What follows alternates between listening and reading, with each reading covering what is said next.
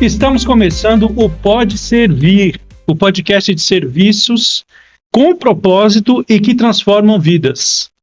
Para você que é morador e é síndico, você não deve perder de forma alguma esse episódio, porque nós vamos falar sobre casos absurdos de falhas graves em construções e soluções para condomínios. E para falar sobre esse assunto, nós estamos aqui com o Eduardo e o Marcos, que são os proprietários da Condominium. E também temos como participante aqui o Rafael Brusco. Então, para começar, Eduardo, seja bem-vindo vocês dois. Obrigado. Obrigado, agradeço pelo convite, por estarmos aqui e podemos divulgar um pouco da experiência da gente. Tá ótimo. Para começar, conta um pouco, como é que surgiu a Condominium, qual que é o propósito de vocês? É gozado. No Brasil, as coisas acontecem, às vezes, a partir de uma tragédia, Aconteceu uma tragédia, em 2012, no Rio de Janeiro, e nessa época um prédio caiu por conta de uma reforma que alterou a estrutura do prédio e caíram 3 prédios, caiu o da reforma e mais 2 vizinhos. A partir daí, a ABNT criou uma norma específica para condomínios, que justamente regula e faz a gestão de obras com a preocupação de segurança, acima de tudo. E nesse período, 2014, o Marcos, meu sócio, teve a ideia, me chamou para a gente conversar, a gente já se conhecia antes, e para montar a estrutura da condomínio, justamente para assessorar síndicos, moradores de condomínios, sobre essa norma nova que surgiu e essa gestão de obras, sempre priorizando a questão de segurança e de evitar tragédias como a que aconteceu, Infelizmente tem que acontecer uma tragédia para acontecer uma iniciativa, E aí a gente sentiu que existia um mercado entre os condomínios necessitando desse tipo de assessoria, desse tipo de trabalho que envolve a gestão de obras, envolve projetos de melhorias e de áreas comuns, enfim, laudos de vícios construtivos, todo o controle de incêndio, desde o projeto de combate a incêndio até o AVCB, que os condomínios têm que fazer, enfim.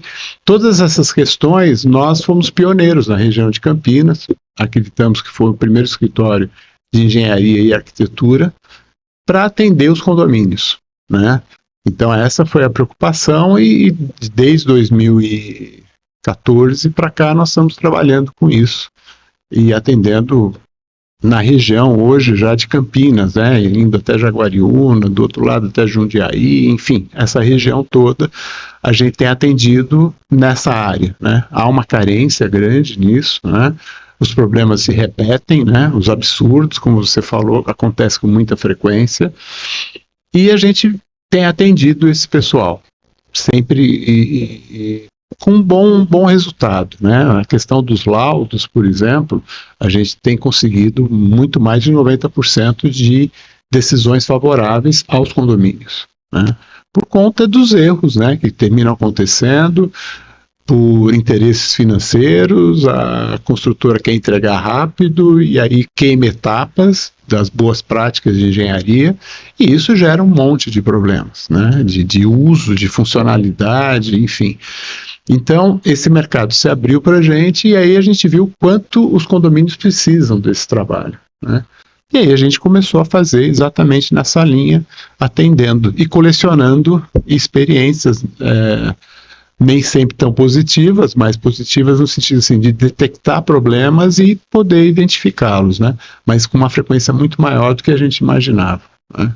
E aí vem os absurdos, que você falou. Pois é. Marcos, você quer também falar alguma coisa sobre a Condominium? A Condominium ela surgiu em 2014, em virtude do que? Uma deficiência, eu era síndico e não tinha quem me assessorar na parte de arquitetura e engenharia. Aí eu procurei o Eduardo e falei, Eduardo, vamos montar uma empresa voltada para condomínios, atendimento a síndicos? Ele falou, vamos. Aí, bate pronto, 3 meses depois que saiu a NBR 16280, nós montamos a condomínio, né? E aí começamos a atender. Começamos com um cliente, no prazo mais ou menos de um mês, a gente já estava com 6 clientes, entendeu? Por quê? Tinha essa necessidade, o mercado estava pedindo para a gente, né? Então, falamos, vamos montar. Aí surgiu a condomínio. Só para esclarecer para o público, né, que é leigo, NBR é norma brasileira, né? E vem toda a numeração dela, que provavelmente envolve também a data de quando ela foi homologada, né? No caso dessa NBR, do que ela é especificamente? Veja, ela... Vamos lá atrás. Toda obra precisa ter um responsável técnico, seja arquiteto ou engenheiro civil. Toda obra. Reformas, construção, começando do zero, sempre precisa. O que essa norma trouxe de diferencial? A responsabilidade do síndico frente a essa autorização para que aconteça a obra. Então, assim, mais ou menos, linguagem bem acessível, presta atenção para os síndicos. Olha, você liberou a obra, mas você pode prejudicar o prédio inteiro. Então, para que essa obra seja liberada, precisa do quê? De um plano de reforma. O que é o plano de reforma? Memorial descritivo, dizendo tudo que você vai fazer, tudo que você pretende fazer na reforma, um termo de compromisso que você só vai fazer o que está ali, se você fizer qualquer outra coisa que gere dano, você arca com dano, e uma RT ou RRT do arquiteto, do engenheiro, sendo responsável pela execução da obra. Se o síndico fizer esses 3 passos, ele está tranquilo. Porque se der qualquer problema, quem vai ser responsabilizado? O engenheiro ou o arquiteto que assumiu a reforma. Que responsabilidade. Exatamente, exatamente. Então, o que acontece? Antes disso, o caso do Rio de Janeiro, onde caiu o prédio e tal, o síndico, pouco tempo depois, morreu de infarto. Né? Porque ele foi responsabilizado, porque ele deixou fazer uma reforma sem nenhum responsável técnico. E a pessoa que estava fazendo o projetinho de layout de um escritório achou que aquele pilar ali estava atrapalhando e tirou o pilar. O prédio veio abaixo junto com mais 2 prédios. Deixa eu só citar. Você está falando do caso do Palace 2 do Rio de Janeiro? Não, esse é um outro prédio. Esse é outro. O Palace foi em função de material usado de forma equivocada ou má fé, né? Porque se usou a areia da praia no concreto em vez de usar a areia do rio, que é a propícia para isso, né? Então, assim, foi uma... envolve um político, né, a gente sabe, e ele quem tentou baratear a obra e deu no que deu, né. Quando fizeram a perícia sobre tudo isso, identificou isso. O Liberdade, que é o prédio que caiu no Rio de Janeiro, que gerou essa norma, ele foi uma reforma num andar. E fez o prédio inteiro aí abaixo. Se você vê as cenas, né, tem isso em vídeo no YouTube, é fácil de encontrar, lembra o 11 de setembro. Sabe quando caiu o prédio, veio aquela fumaça não, aquela poeira que encobriu tudo? É a mesma coisa no Rio de Janeiro. Então, em função disso, por isso que eu falei, infelizmente tem que acontecer uma desgraça, morreram 30 e poucas pessoas, né? Isso o Palace, se eu não me engano, o Palace 2 foram 8 pessoas, então, né? E um monte de pessoas feridas, né? E por que morreu pouco, entre aspas, né? 3 prédios? Porque era um prédio de escritórios e foi justamente no final do expediente. Então tinha pouca gente, né? Se fosse um residencial todo cheio, porque justamente final de dia, né, começo da noite, as pessoas estão nos apartamentos, a tragédia teria sido muito maior ainda. Então essa é a preocupação, sabe? Você tem hoje, por exemplo, muitos prédios feitos com parede de alvenaria armada, onde você não tem um pilar localizado, a parede toda é estrutural. Então se você fizer um recorte na parede, aquela estrutura toda pode ruir, pode ser solicitada com peso maior no andar de cima e aquilo vem tudo abaixo. Às vezes a gente acha que uma simples reforma, por mais pequena que ela seja, né, ela não vai acontecer nada, então acho que a pessoa responsável ali nem procura ter algum tipo de conhecimento ou procurar algum profissional adequado para que faça uma análise ali. Então acho que não, só vou fazer uma reforminha simples, não vai acontecer nada e pode acontecer uma tragédia dessa. É o tal negócio, né? Igual é usual hoje. Todo mundo fala assim, eu quero um nicho no meu banheiro. E pode colocar? Então, tem que analisar para ver se pode ou não pode, se as paredes são estruturais ou não. E é muito delicado, né? Porque a pessoa, ela leva ali, tem gente que leva uma vida ali para poder comprar um imóvel. Exatamente. Aí compra imóvel caro, né? Imóvel é caro. Aí o vizinho de baixo, né? De cima, de algum lado ali, resolve fazer uma reforma.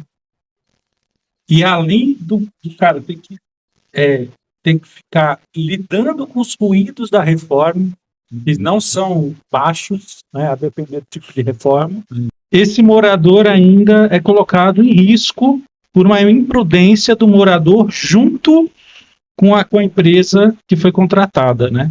Exato. E o síndico pouco sabendo do que está acontecendo, né? Ele fica naquela situação, eu libero, acredito. Como é que entra numa situação dessa? Porque ele está lidando com a empresa, com o morador e com todo o condomínio, com reclamação de vizinho. E aí? Como é que... Veja, qual é o passo, né? O que a gente propôs lá do início até hoje, né? A pessoa vai fazer uma reforma, ela nem procura mais o síndico, ela procura a gente. Nesse caso, justamente para a gente falar, olha, você precisa providenciar tais e tais documentos, você precisa tomar tais e tais cuidados, orientações, aí esse material vem, a gente analisa, pode, não pode, pode o nicho, não pode o nicho, pode isso, pode aquilo, a gente passa para eles essas informações, e se tiver tudo ok, e o responsável técnico, aí sim a gente autoriza, mediante contrato com o síndico, ao início da obra, e fiscaliza. Porque, assim, nos casos absurdos, né? Às vezes a pessoa fala que vai fazer uma coisa e faz outra. Não. A gente tem experiência, por exemplo, a pessoa num prédio que as paredes não eram estruturais, era um prédio que as paredes você podia tirar até, sabe assim? Porque aquele quarto reversível, você aumenta a sala, modular, você podia tirar, não tinha problema nenhum. Só que no empolgamento do pessoal da execução, descascaram um pilar inteiro e ficou com a ferragem exposta. Um prédio de 21 andares. O prédio trincou. A construtora tirou a garantia de todos os apartamentos, eram 3 torres. Teve que chamar um super engenheiro especialista em recuperação estrutural, teve que fazer todo um trabalho para que o prédio não caísse. E as pessoas tinham dito para a síndica que elas iam pôr só papel de parede. Percebe que existe uma necessidade de um acompanhamento disso, né, para que as pessoas não façam isso. Então, assim, o risco estrutural, vamos dizer que ele resolve fazer o nicho embaixo da janela do banheiro. Olha que bom, prático, né? Só que está na fachada. Se ele não impermeabilizar aquilo, vai ficar com uma mancha úmida na fachada inteira. Sabe como é que recupera isso? Pintando a empena inteira do prédio. Isso por causa de um nicho, percebe? Então, assim, esses cuidados são extremamente importantes. Citando um caso, São Bernardo do Campo, isso é um fato real. Fizeram uma troca de piso de uma copa de um escritório. Trocaram o piso. O que você tem que fazer quando faz isso? Impermeabilizar, porque é uma área úmida, cai água, tudo isso. Você tem que impermeabilizar. Não fizeram impermeabilização. Começou a infiltrar, corroeu a armadura do concreto armado, diminuiu a bitola, cedeu. A copinha caiu, a laje em cima da outra, em cima da outra, até chegar no térreo. Eu acho assim, é muito importante que você que é morador, que está nos assistindo, você tenha prudência na sua residência. Pouco importa se você pagou 200 mil num imóvel, ou 10 milhões, 6 milhões num imóvel, você mora numa propriedade imensa, mora em cobertura, pouco importa. Existe uma estrutura de um condomínio a se respeitar. Então, quando você for fazer uma reforma na sua residência, considere isso. Nem tudo é possível de ser feito. Então, essa conversa é importante escutar o que o especialista tem a dizer, e o síndico ele está ali primando pela estabilidade do condomínio, para a estrutura dele, até para que o seu próprio prédio, seu próprio apartamento não venha a ruir junto com o prédio inteiro, né? Até aproveitando o gancho, por exemplo, eu moro em apartamento, né? Talvez seja a dúvida de outras pessoas que estão nos assistindo. Sim. Se um apartamento, por exemplo, vizinho de cima começou a fazer uma reforma no apartamento, qual que seria o primeiro sinal que eu possa ver no meu apartamento ali que houve algum dano estrutural? Qual que seria o primeiro sinal que a gente pode ficar em alerta? São vários, né? Tem vários sinais, né? Um deles é, por exemplo, a pessoa começa a tirar um piso, você tem que tirar de forma manual. Você não pode usar uma ferramenta de alto impacto. Você usar isso, facilita tirar o piso, mas você pode atingir a ferragem da laje, né? Então, se a pessoa começa a bater de uma forma alucinada, que acontece, começa a cair moldura de gesso, começa a trincar o gesso, aí já é um sinal de alerta. Quer dizer, a estrutura está sendo tão atingida que está já gerando isso. Troca de piso de banheiro, por exemplo, né, ou de cozinha e tal, e não faz impermeabilização, começa a aparecer manchas no forro, né? Vazamentos. Já teve caso da pessoa viajar e deixar algum problema lá sem cuidar e começou a descer água de um apartamento para outro. Percebe? Então, assim, tem que se lembrar, como o Rafael falou, que você não está sozinho. Você não está numa casa isolada que se der um vazamento vai para a terra e não é tão problemático. Você está num conjunto de edificações. Então, o que você faz no seu apartamento pode refletir de forma muito negativa, né? Sem pensar na tragédia, mas antes da tragédia tem um monte de sinais. Concreto armado, a gente fala que ele avisa, ele dá uns estalos, né? Estrutura metálica não.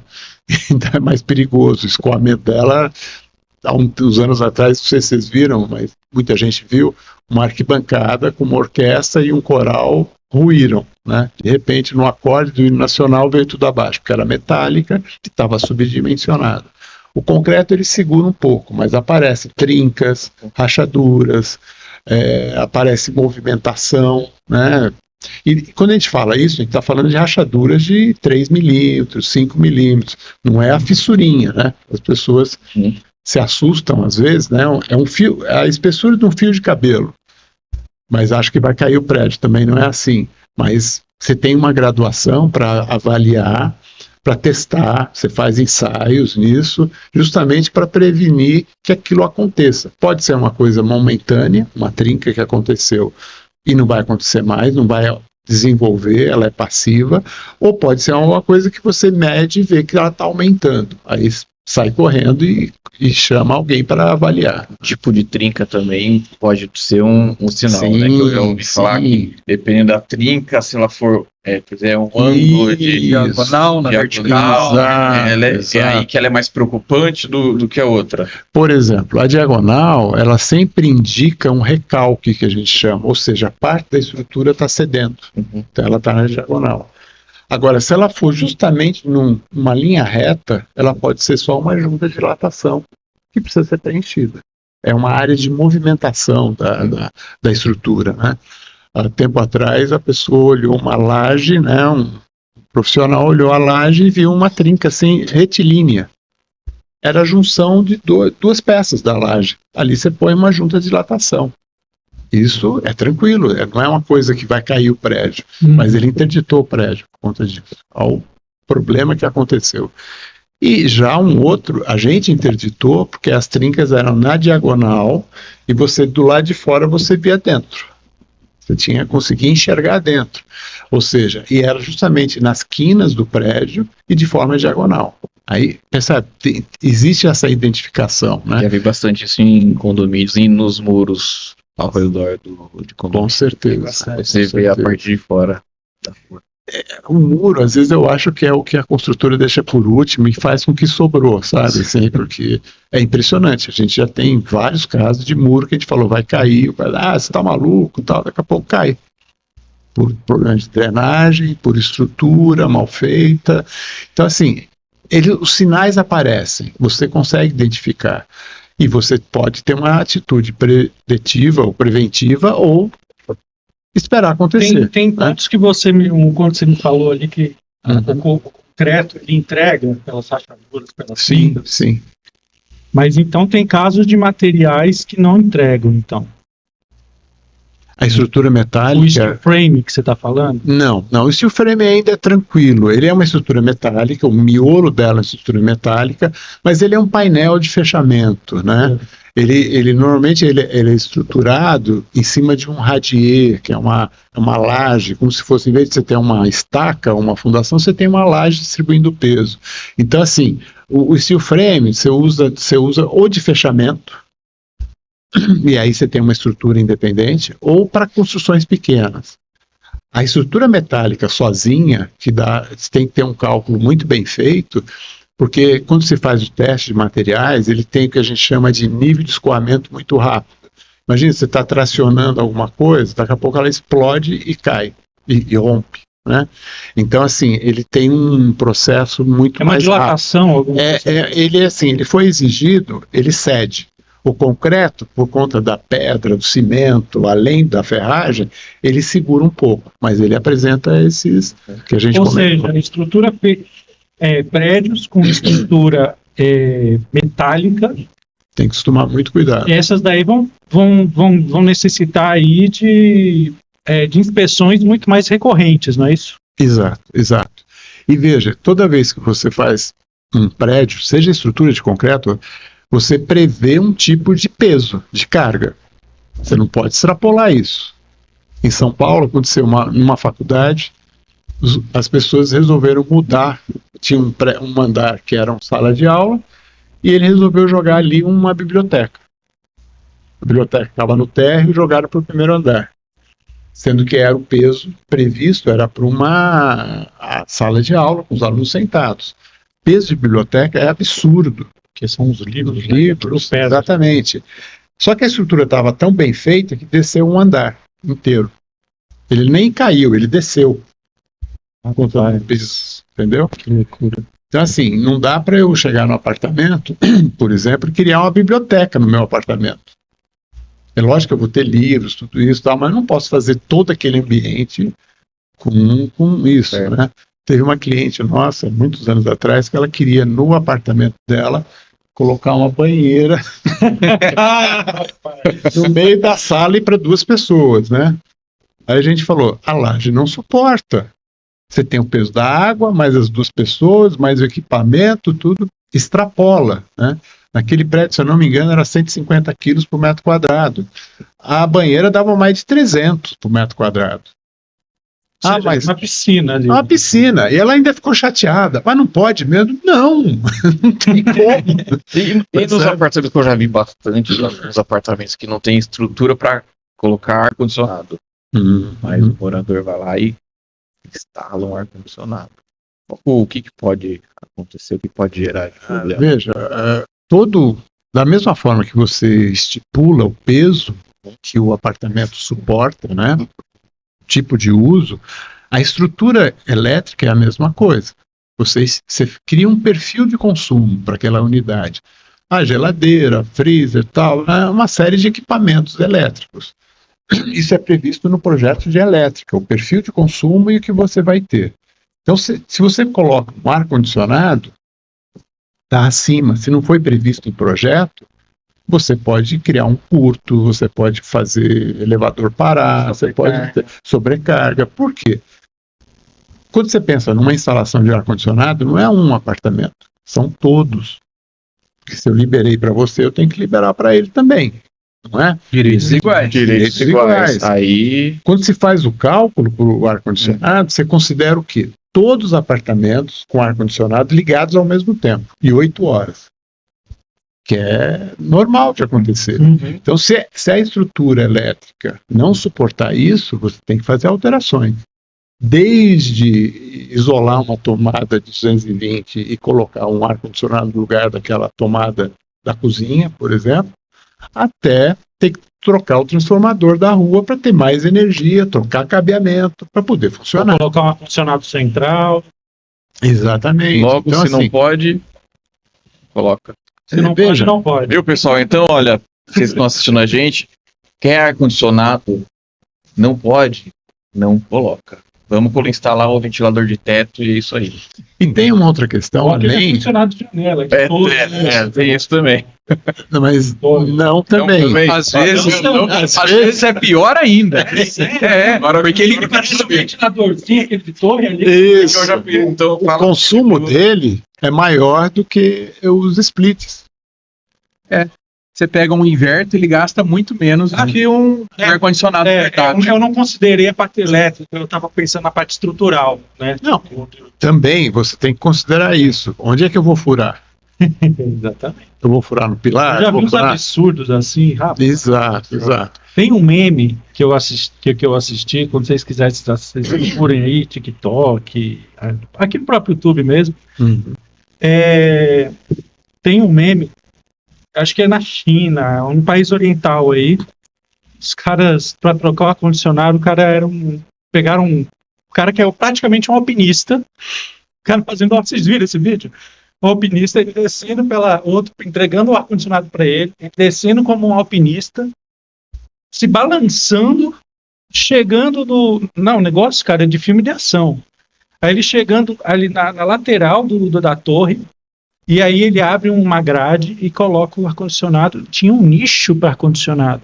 Só que aí o pessoal ficou discutindo, mas por que então, se tem um nicho, cadê a portinha para ter acesso a esse nicho dentro do apartamento? Pois é. Não tinha. Como é que você faz manutenção? Exato. Só as gambiarras, né? Exato. A gente fez um projeto de ar-condicionado próximo ali do Cambuí, e a pessoa queria, nos apartamentos grandes, e queria fazer uma plataforma para pôr a máquina externa. Você não pode simplesmente pendurar na parede, né? E a gente fez o cálculo da estrutura metálica, pensando que a pessoa vai acessar aquilo para poder fazer a manutenção e tal. E o serralheiro, na época, falou assim, isso é exagero, isso aqui segura até um caminhão. Eu falei, bom, eu quero dormir em paz, quero que os outros durmam em paz, e não quero que despenque lá de cima um aparelho de ar-condicionado na cabeça de ninguém, né? Então, esse tipo de preocupação tem que acontecer, né? E além da questão estrutural, além da questão elétrica, tem a questão estética também, né? Quer dizer, um põe aqui, outro põe ali, outro põe de ponta cabeça, outro põe redondo, outro põe quadrado, vira uma miscelânea, né? Isso desvaloriza o imóvel, né, de todo mundo. Então, o certo é fazer um projeto padrão onde você estipula, todo mundo vai pôr no mesmo lugar. O dreno tem que ser direcionado por esgoto. Então, tudo isso é uma coisa que mexe diretamente com o patrimônio das pessoas, né? Se eu olhar por um prédio e ver uma mistura, né, uma coisa sem estética nenhuma, eu vou falar, esse apartamento eu não quero comprar. Entendi. Aí desvaloriza, né? Então, essa preocupação é importante. Onde furar, se a estrutura elétrica suporta ou tem que ser aumentada, e a estética do prédio, isso tem que se levar em conta. Eu tenho mais uma dúvida. Claro, vamos lá. Em caso de implantação, teve a implantação do condomínio, foi entregue. Eu, por experiência própria, porque eu já vi isso, fui em um condomínio, ele tinha 18 anos mais ou menos da entrega, razoavelmente novo, né? E, gente, eu vi assim coisas que eu nunca tinha visto. Então eu vi infiltração de tudo quanto é tipo, as trincas diagonal fazendo curva, dando volta, muro também cedendo um pouco, o piso soltando, o corrimão soltando, um prédio de 8 anos, eu acho, né? O que se pode fazer, por exemplo, o condomínio ele foi entregue, existe algum estudo ali, alguma análise que vocês consigam fazer, mesmo tendo entregue há pouco tempo e não tendo nenhum tipo de sinal, para evitar mesmo que tenha algum sinal, que eu estou acostumado a fazer trabalho preventivo, em análise, vistorias, para que não tenha nenhum tipo de sinistro, para evitar essa coisa. Sim. Nesse caso, para vocês, existe algum tipo de trabalho ali que vocês consigam fazer para evitar de chegar a ver esses sinais para depois, às vezes, dificultar muito para resolver? Aproveitando só o ensejo dele, pegando emprestado a pergunta dele, quais tecnologias que vocês utilizam na empresa, na condomínio, para poder fazer esses estudos? Veja, esses estudos têm pelo menos duas fases aí que a gente pode dividir isso, né? Existe a coisa da entrega, que você falou, né? O condomínio acabou de ser finalizado e os moradores e o síndico estão assumindo aquele prédio. Existe um trabalho que a gente chama de inspeção predial, que você vai da caixa d'água até ou do reservatório até a área de estacionamento, verificando exatamente isso aí, que a gente chama de vícios construtivos. Sim. Coisas que foram executadas diferentes até do projeto que eles mesmos fizeram. Isso acontece muito. Esse é o primeiro caso. Depois a gente tem um olhar clínico, né, de olhar todas essas questões e ver, olha, ali vai dar problema. A história do muro, né? Bom, o muro já está meio torto, não tem drenagem na beirada dele, quer dizer, isso vai dar um problema. Então, nessa entrega, os síndicos, os moradores podem não assinar essa entrega até que a construtora conserte ou faça os reparos visíveis, tá? Essa é uma fase. Tem vícios que a gente chama de ocultos, que você só vai perceber no dia a dia, usando. A hora que todo mundo começa a usar os banheiros, aí aparece. E aí você tem o tempo, a partir do momento, os advogados falam isso e é o que funciona, a partir do momento que você identifica o vício, você tem 10 anos para entrar com uma ação contra a construtora. Até, né? Lógico que você não vai esperar, você faz o quanto antes, porque são vícios que atrapalham o uso do espaço, né? O apartamento, por exemplo.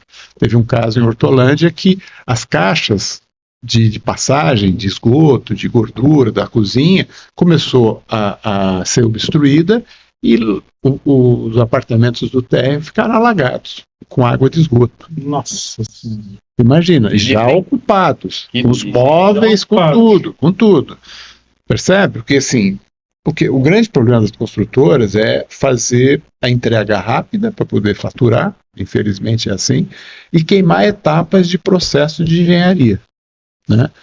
Por exemplo, uma laje tem que, para ela não ter trincas nem rachaduras, ela tem 28 dias de processo de cura. O que é isso? Você molha, cobre, você já deve ter visto isso em algum lugar. Então, assim, ela tem todo esse período. Agora, eu quero entregar rápido, dá 10 dias entrega. O concreto ainda está trabalhando, então ele vai criar fissuras, vai criar trincas. E aí começa a infiltração, aí vem uma série de problemas, né? Então, a gente usa hoje, tem várias tecnologias que a gente usa para fazer essa inspeção. Desde o drone, para poder fazer toda a fachada, a varredura, toda a cobertura, ver todos os problemas.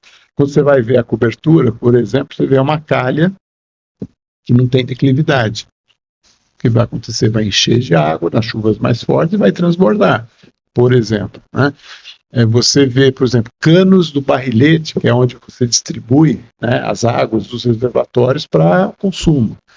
Esses dias atrás a gente foi num prédio que estava assim, o cano está passando aqui, ele está apoiado com um pedaço de madeira. O cano vibra, ele movimenta. Aquilo sai, ele cai. Ele cai, ele racha e dá vazamento. Você tem uma fixação correta, normatizada, tal, para que ele fique estável. Então, N casos desse jeito, né? Assim, de coisas que foram apressadas, fizeram de... Aí, primeira análise que a gente faz é essa, você olhar o projeto e a execução. E está diferente. Então, esse projeto se joga fora porque não vai funcionar. E aí, voltando ainda à tecnologia, né? O drone, a gente tem aparelhos de raio-x para poder olhar a estrutura, para ver onde está passando canos. Câmera termográfica. Câmera termográfica, exatamente, para ver a umidade, o aquecimento da instalação elétrica. Não é para... Instalação elétrica não é para esquentar, Deus me livre. Não pode esquentar, né? Porque é aí que gera os incêndios, né? Uma coisa que vocês falaram do ar-condicionado e tal, aí eu ponho o ar-condicionado no meu apartamento, né? Aí o disjuntor começa a cair, que eu estou exigindo mais do que ele pode. Qual que é a solução mágica? Eu troco o disjuntor, não cai mais, eu ponho mais potente. O que acontece? Esquenta o fio e pega fogo no apartamento. A gente já foi em vários casos de ver, não sei se vocês já entraram não é uma boa experiência entrar num apartamento que ocorreu incêndio. É uma coisa deprimente, sabe? Até para você que não...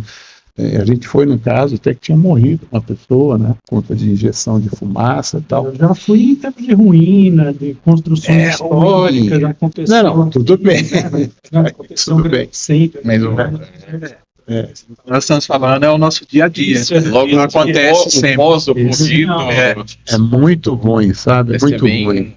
E assim, e por conta dessas coisas, eu quero o ar-condicionado e o resto que se exploda. Eu vou fazer e pronto, né? Tem algumas coisas que até no olhômetro são coisas tão básicas que até o olhômetro ali você consegue chegar que tá errado, né? Sim, Eu, sim, dentro de condomínio, porque tinha subsolo, garagem, tinha o térreo, sim. eu não consegui ver nenhum caimento, né? E os ralos, geralmente eu vejo aqueles ralos de ponta a ponta. Exato. E um leve caimento para a água poder escorrer. Sim. Eu via alguns ralos, parece ralo de box. Sim, exatamente. Eu vi alguns ralos parece de box, assim, Exatamente. e não vi um caimento. Daí eu olhava que tinha umas rachaduras assim no piso. É. Aí eu fui no subsolo. Aí eu olhava pra cima e falei, nossa, tá descascando tudo. Tem alguma coisa? Você sabe qual é a prova do crime nessas situações? O ralo pequeno é de banheiro, né? Sim, Ele não vai dar conta de toda a vazão. E aí as pessoas, aí você fala assim, passa pela laje a água, e o que acontece? É um processo de calcigenação, desce um líquido branco que mancha a pintura do carro, porque passa pelo concreto Sim. e carrega o cal que usa no Sim. concreto e mancha. Aí você chega no condomínio, tem umas calhas de teto. Vocês já viram isso? Não. O cara faz uma calha na laje, assim, e põe um caninho lá, resolveu. Ah, pronto, a água Para vai não de pingar lá, nos carros. não pinga nos carros. Perfeito. Já vi. Já A famosa gambiarra? Isso. Aí, Gambiarra, pessoal. a hora que o cara faz isso, ele não sabe que assim, a água continua passando. Você não Sim. resolveu o problema de impermeabilização, o que for. Nenhum. Aí continua corroendo a ferragem. O que pode acontecer? A ferragem cair toda. E aí comprometeu os carros. e tudo. Aí Quem não vai paga só a conta- manchar. Quem paga a conta, pessoal? Pois é. Então percebe, são... E o problema aí são vidas, né? É, exato, É mais preocupante ainda. Bens materiais você recupera, Exatamente. vidas não. Não, quando eu falo pagar a conta, não necessariamente financeira. De vidas e tudo, né? exato, Sim. exato. Você põe em Ou risco. seja, quem é o culpado da situação? A culpa vai cair sobre quem? Soluções mágicas, né, que acontece. Tinha um prédio que tinha umas trinquinhas e gerava alguma coisa de infiltração na fachada.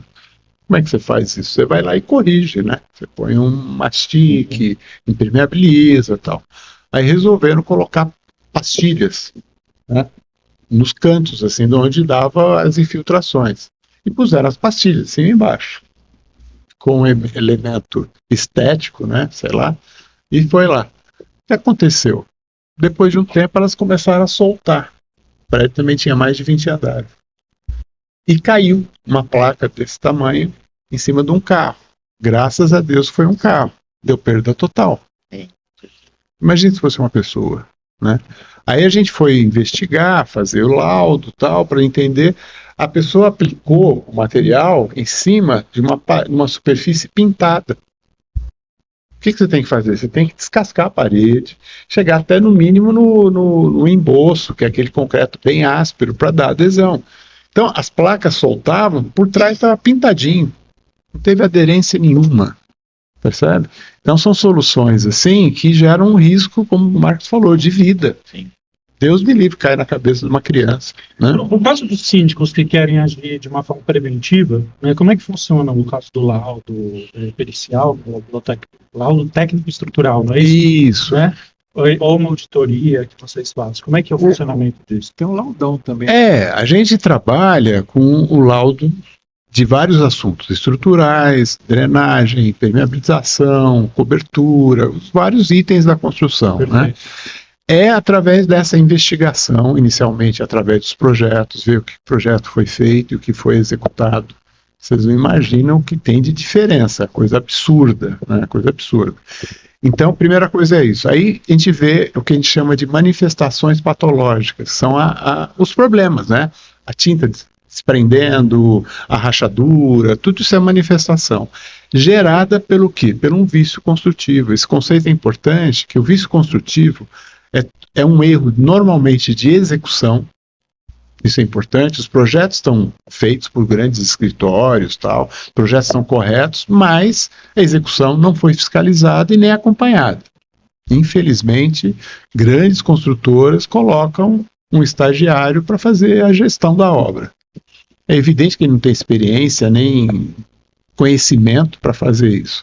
Então, daí que vem todos os problemas. Então, o laudo é justamente isso, você apontar todos os problemas, as causas para esses problemas, a responsabilidade de quem é, se é um processo de manutenção que não foi feito, aí sim é do condomínio, mas ou se foi feito de forma equivocada, e isso você pode fazer a manutenção que você quiser, que nunca vai atender, né?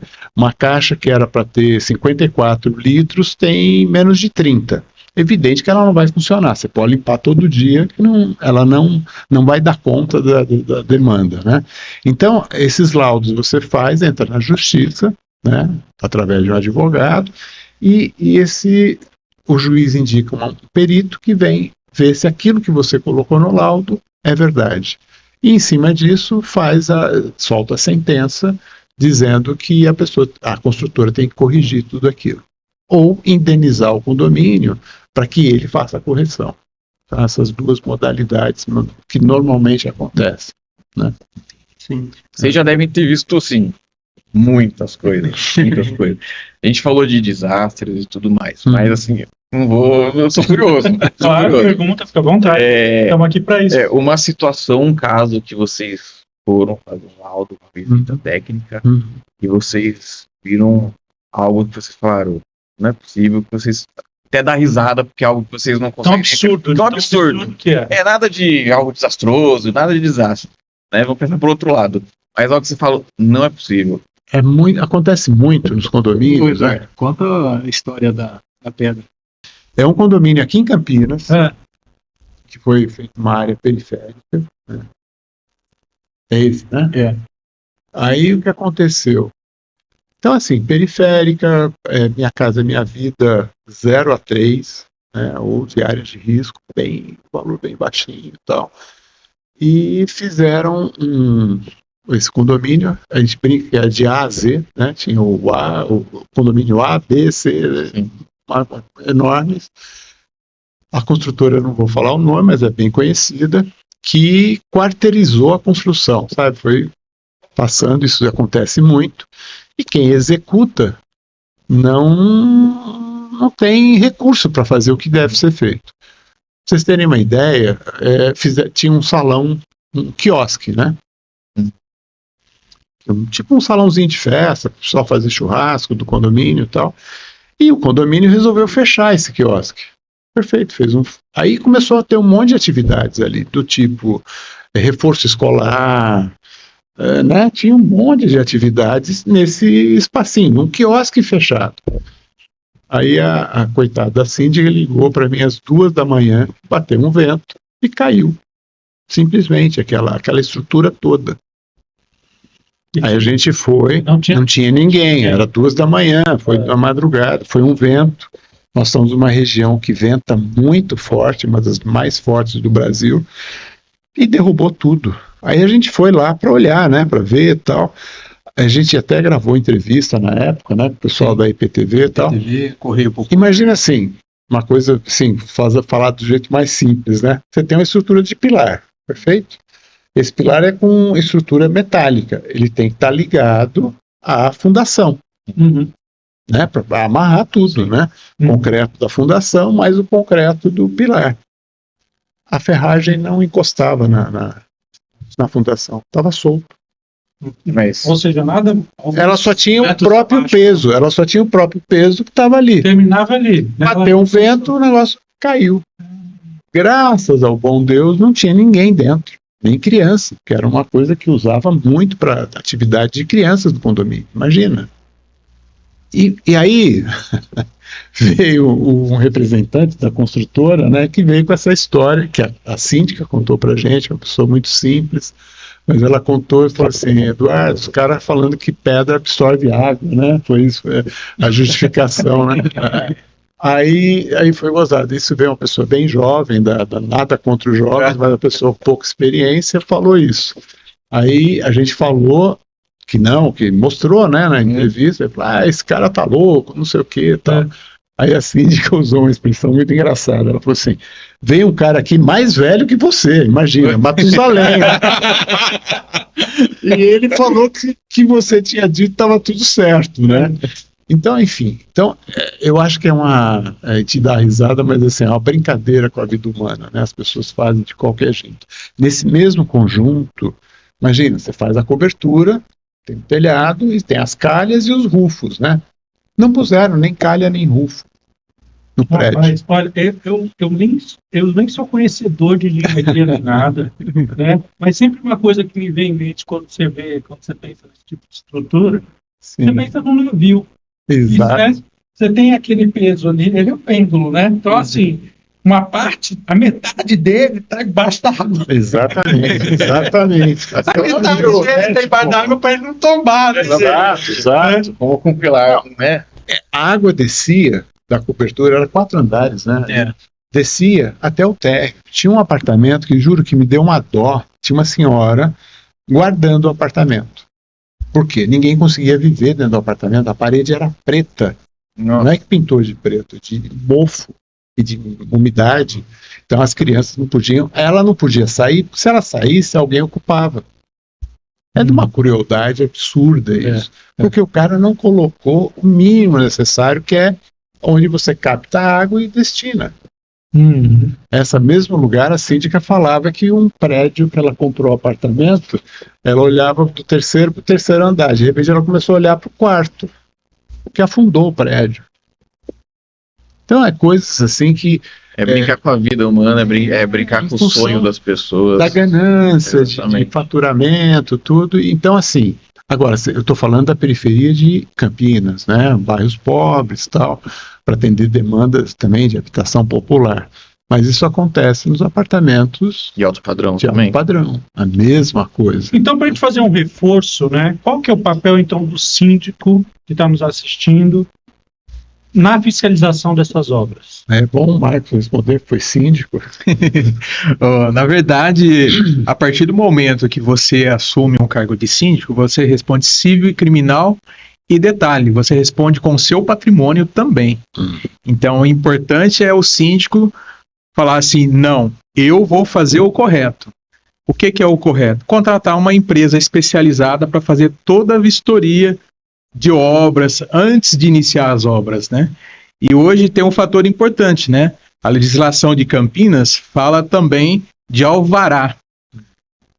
Vou dar um exemplo. A parte de impermeabilização é necessário alvará. Instalação de ar-condicionado é necessário alvará. E quem expede esse alvará é a Prefeitura Municipal de Campinas. Ok? Então, baseado nessa norma a 1680, NBR, eles fizeram o texto exatamente igual e fizeram a normativa municipal, né?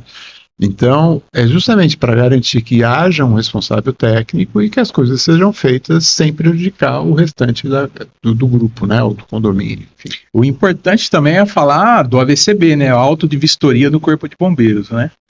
Foi feita uma reportagem, a IPTV fez essa reportagem juntamente conosco, dentro da nossa empresa, né, referente ao AVCB. É igual o AVCB, é Auto de Vistoria do Corpo de Bombeiros. Aí você começa a ver quem que tem AVCB e quem que não tem. A própria IPTV fez uma reportagem dizendo que 90% dos condomínios de Campinas não tinha AVCB, que é o Auto de Vistoria do Corpo de Bombeiros. Inclusive os prédios públicos também, né? Sim. Aí, outra coisa, um fator importante, diz que a maioria das escolas municipais e estaduais não tinha o AVCB também, que é o Auto de Vistoria do Corpo de Bombeiros. Isso daí é muito importante, né? Que ali vai o quê? O que compete o AVCB? Quais os documentos necessários? Como que se chega para obter o AVCB? Então, aí tem vários... vamos falar agora um pouco de condomínio. Condomínio, o que você tem que fazer? Você tem que fazer brigada de incêndio, aí tem que fazer o laudo técnico de SPDA, laudo técnico de baixa tensão, aí tem laudo de estanqueidade do gás, aí são diversos documentos que compõem o AVCB. A partir do momento que você tem toda essa documentação, aí você dá a entrada no AVCB e sai o laudo de vistoria dizendo que a sua edificação está segura.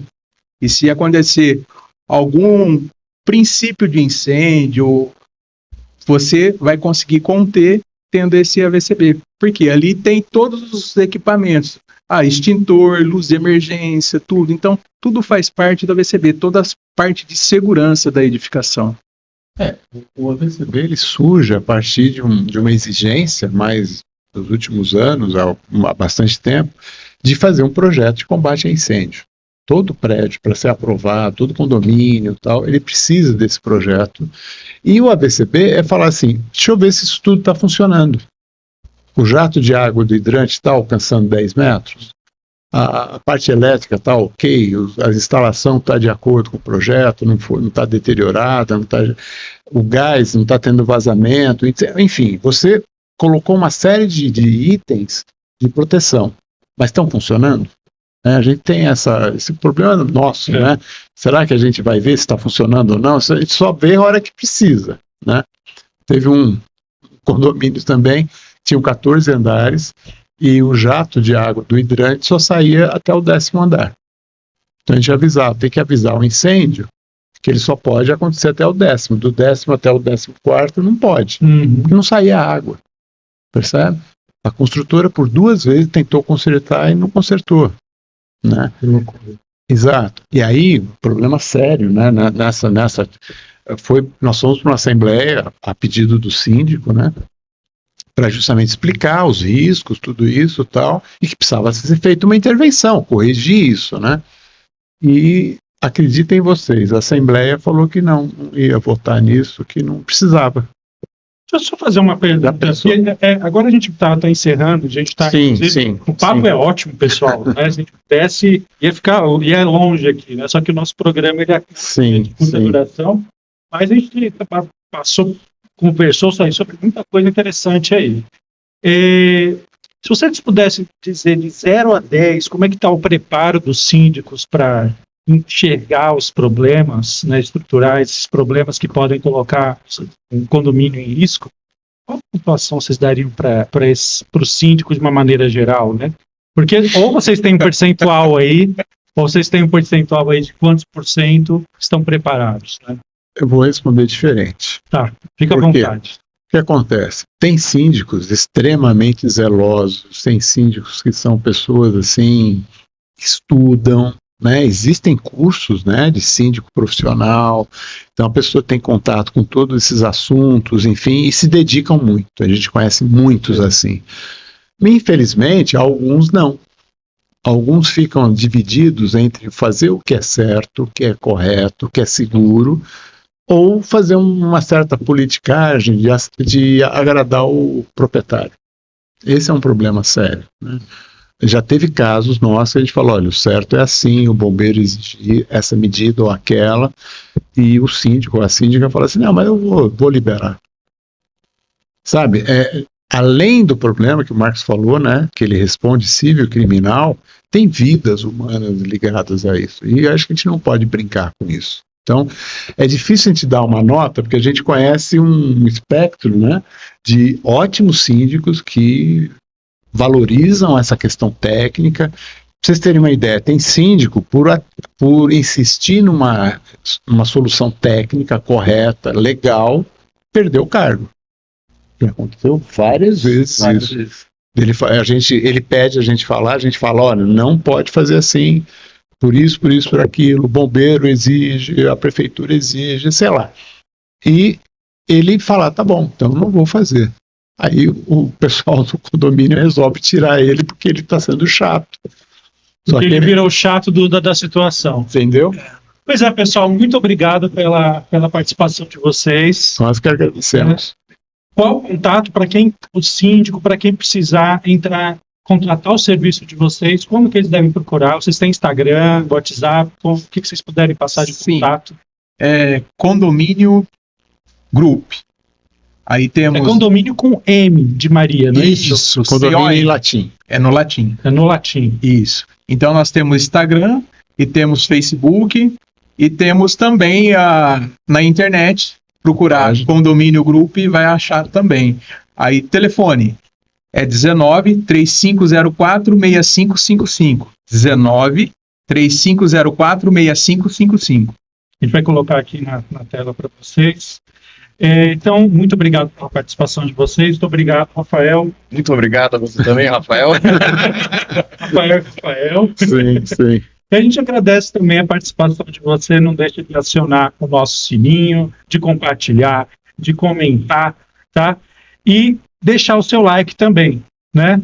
Se aparecer hypar, por favor, hypa o nosso vídeo aí, que vai espalhar para mais gente ainda, tá? Essas ações ajudam a mostrar esse episódio, né, para mais pessoas e crescer o canal. Contamos então com você. Então, muito obrigado para todos. Obrigado.